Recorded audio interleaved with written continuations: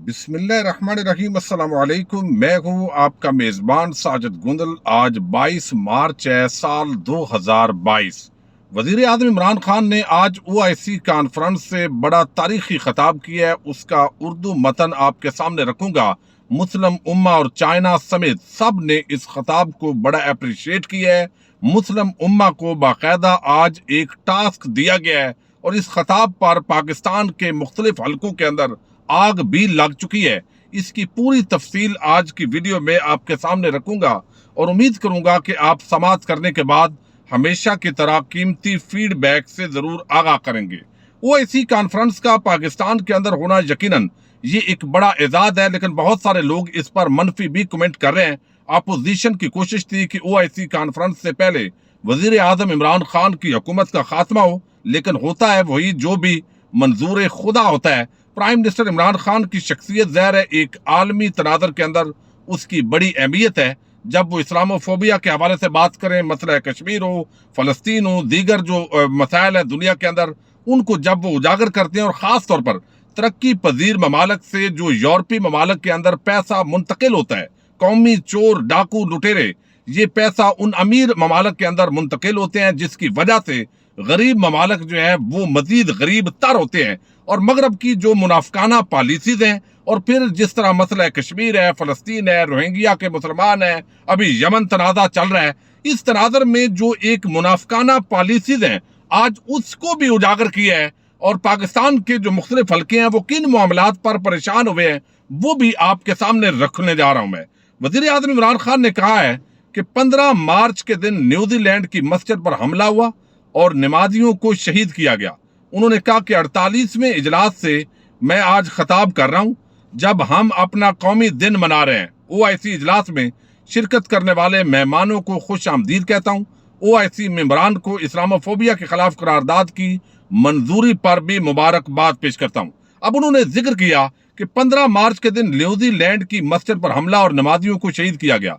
9/11 के बाद इस्लामोफोबिया की सोच में इजाफा हुआ। इस्लामोफोबिया के नाम पर होने वाले वाकयात पर दुनिया खामोश रही। अफसोस है मुस्लिम दुनिया ने भी इस्लामोफोबिया के वाकयात पर खामोशी इख्तियार की। मजहब और दहशतगर्दी के हवाले से वजीर आजम ने कहा कि हैरान हूं कि किसी मजहब को दहशतगर्दी से कैसे जोड़ा जा सकता है। यानी यहाँ पर बहुत सारे ऐसे लोग हैं अब जो जिसने न्यूजीलैंड के अंदर मस्जिद पर हमला किया वो मुसलमान तो नहीं था, वो क्रिश्चियन था। तो क्या हम क्रिश्चियंस को दहशतगर्द करार दे दें? इसी तरह अगर मुसलमानों के अंदर कोई ऐसा इकदाम उठाता है तो हम पूरी मुस्लिम कम्युनिटी को, मगरबी जो लोग हैं, वो क्यों इसको दहशतगर्दी के साथ नत्थी करते हैं? दहशतगर्दी से नहीं जोड़ सकते। आप गली मोहल्ले में चलने वाले किसी भी शख्स के लिए कैसे कह सकते हैं कि शिद्दत पसंद है? मजहब का दहशतगर्दी से कोई ताल्लुक नहीं है। इस्लाम का किसी तौर पर भी दहशतगर्दी से ताल्लुक नहीं है। फिर उन्होंने कहा कि मैं खिलाड़ी की हैसियत से अपनी जिंदगी का बहुत वक्त इंग्लैंड के अंदर गुजारा है। इस्लाम सिर्फ एक है जिसकी तालीम रसूलुल्लाह सल्लल्लाहु अलैहि वसल्लम ने दी है। जिसने न्यूजीलैंड की मस्जिद पर हमला किया वो आम शख्स नहीं था। दहशतगर्दी के वाकयात को मुसलमानों को जोड़ने के हवाले से 1.5 अरब मुसलमानों को दहशतगर्दी के साथ कैसे जोड़ा जा सकता है? तो एक तो मुसलमानों को और इस्लाम को दहशतगर्दी के साथ जोड़ना, और फिर इस बुनियाद पर मुसलमानों के खिलाफ एक नफरत अंगेज जो मूवमेंट है इस्लामोफोबिया को उन्होंने टारगेट किया। वजीर आजम कहते हैं कि वो इस्लाम के बारे में समझते हैं कि रसूलुल्लाह सल्लल्लाहु अलैहि वसल्लम के गुस्ताखाना खाके बनाए गए और इस पर रद्द अमल जो है वो यकीनी तौर पर मुस्लिम उम्मा में आया। खुश हूं कि इस्लामोफोबिया के खिलाफ 15 मार्च को अब अक़वाम मुत्तहिदा ने करारदाद मंजूर की है और आलमी दिन मनाया जाएगा। फिर वो कहते हैं 25 साल पहले मैंने सियासत का मैदान संभाला, मैंने जिद्दोजहद की और अपने मुल्क को देखा कि इस्लाम के नाम पर बना मुल्क किस तरफ जा रहा है। अफसोस से मुस्लिम मुल्क होते हुए भी हमारे बच्चे रियासत मदीना के बारे में नहीं जानते। बच्चों को नहीं मालूम कि रियासत मदीना के नाम पर दुनिया में वो पहली फलाई रियासत वजूद में आई। रसूलुल्लाह सल्लल्लाहु अलैहि वसल्लम दुनिया में रहमतुल्लिल आलमीन बनकर आए। हमारा रब सिर्फ मुसलमानों का नहीं बल्कि तमाम आलम का रब है। और हमारे नबी सिर्फ मुसलमानों के नबी नहीं है बल्कि रहमतुल्लिल आलमीन का लक़ब उनको दिया गया। और यहाँ पर क्या होता है कि कानून की हुक्मरानी ना होना गरीब ममालक के लिए सबसे आम हो जाता है। रियासत मदीना में अकलियतों को भी برابری کے حقوق حاصل ہوتے ہیں. انسانیت اور ہمدردی ریاست مدینہ کا عام جز ہے. مغربی ممالک فلاحی ریاست کے طور پر اپنے لوگوں کو دیکھ بھال کرتے ہیں. حضور صلی اللہ علیہ وسلم نے کہا تھا کہ تعلیم کے لیے چین بھی جانا پڑے تو جائیں. یہ حدیث جان کر چینی وزیر خارجہ بھی حیران رہ گئے. انہوں نے وہاں پر وہ تالیاں بجائی ہیں.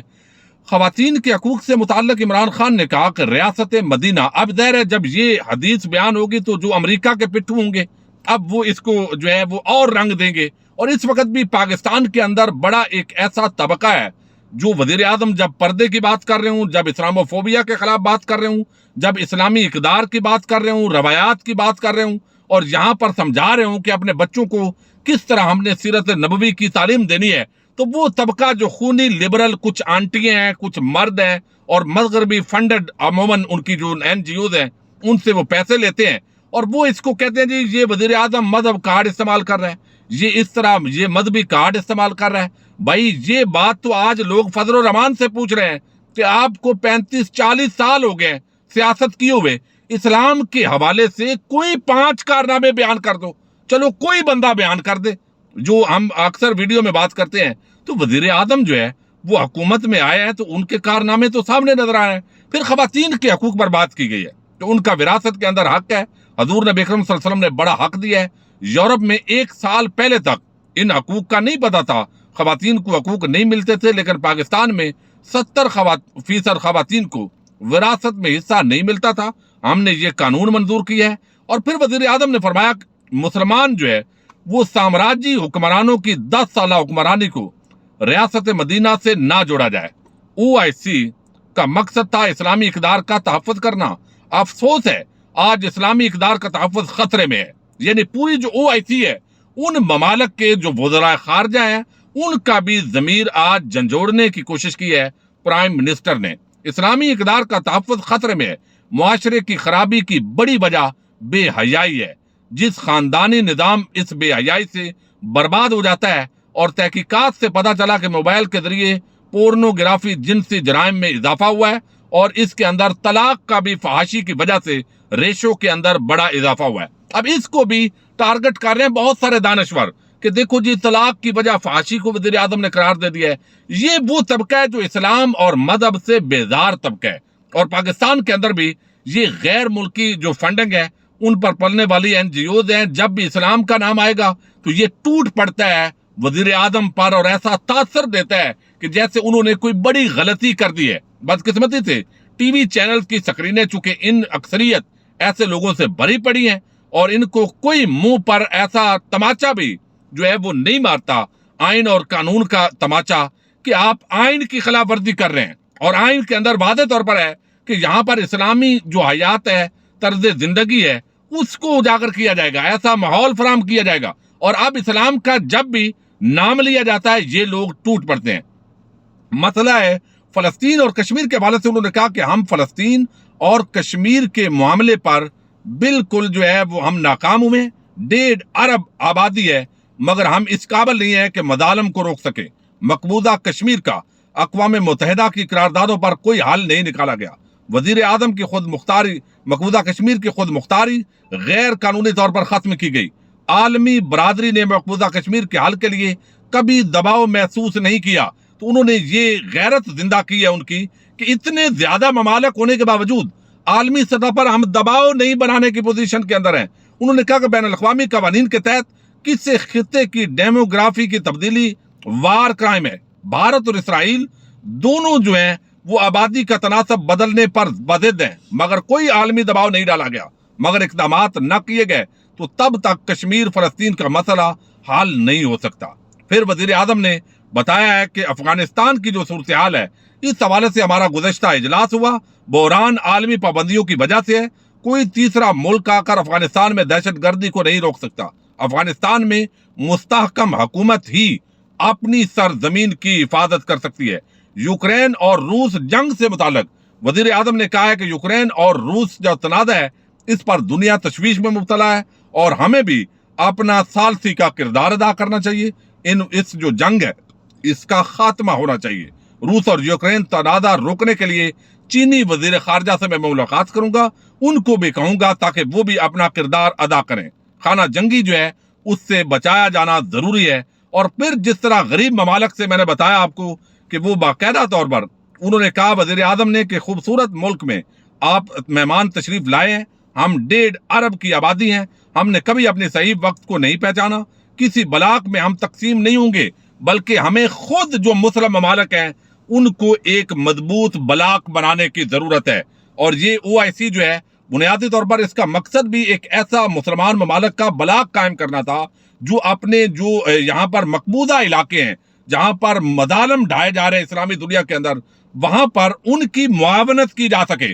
تو آج OIC کے تمام ممالک، تقریباً 57 ممالک کی نمائندگی ہے، تقریباً 45 سے زائد ممالک کے وزراء خارجہ ہیں، اور صدارتی جو خطاب وزیر اعظم نے کیے ہیں، یقینی طور پر اس سے قبل جو ہے سعودی وزیر خارجہ کی گفتگو ہوئی ہے، اس سے قبل شاہ محمود قریشی نے ایک اوورال چارٹر پیش کیا ہے، بڑی زبردست گفتگو کی ہے۔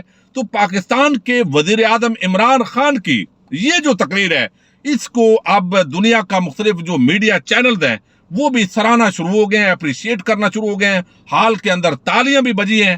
یہ جو ماحول ہے یقیناً اپوزیشن کے لیے اور طبقہ ملامتیہ کے جو صحافی ہیں ان کے لیے بھی بڑی پریشانی کا باعث ہے کہ تمام تر کوششیں کرنے کے باوجود آج بھی وزیر اعظم عمران خان ہے، 2 دن 4 دن بعد کا کوئی پتہ نہیں ہے۔